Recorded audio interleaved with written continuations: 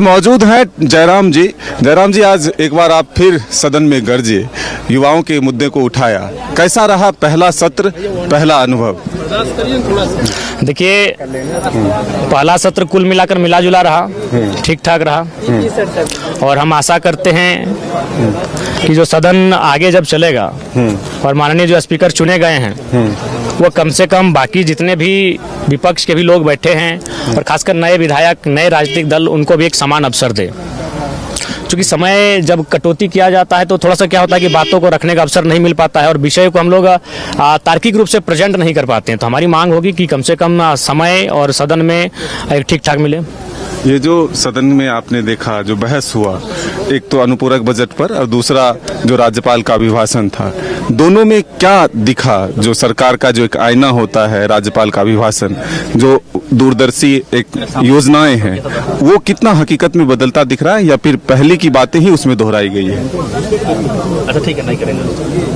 देखिए, सबसे पहली बात है कि जहाँ तक बजट का प्रश्न है, पूर्व में जो बजट की राशि थी उसे खर्च करने में असमर्थ रही है और फिर नई बजट राशि आ रही है। तो जब तक आप जो पूर्व में आपके पास बजट राशि रह रही है उसे अगर आप खर्च करने में सफल नहीं हो पाते हैं तो सवालिया चिन्ह तो लगेगा ही, उस औचित्य पर तो सवाल पूछे जाएंगे।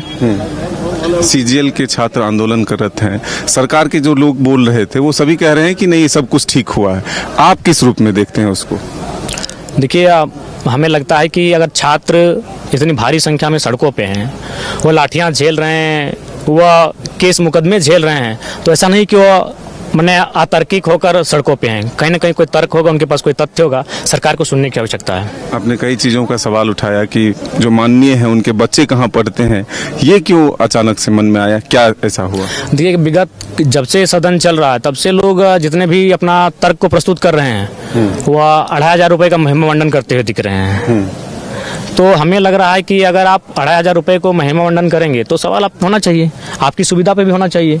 आप पर डे का 2000 रुपये टीए पे लेंगे और लोगों के महीने के 2500 रुपये देकर अगर उसको महिमा मंडन विशेष करेंगे तो हमें लगता है वहाँ भी सवाल होना चाहिए।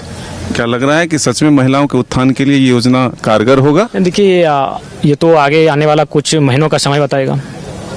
तो ये थे जयराम महतो, जो साफ तौर पर कह रहे हैं कि पहला सत्र और पहली बार जब वो जीत कर आए तो अनुभव जो है वो बेहतर रहा, लेकिन और कुछ सीखा जा सकता था।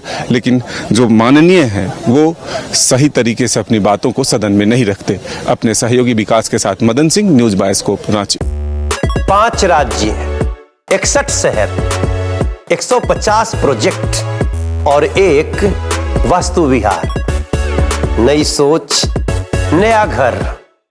बनाए रखिए अपना प्यार, सेवा में है वास्तु विहार।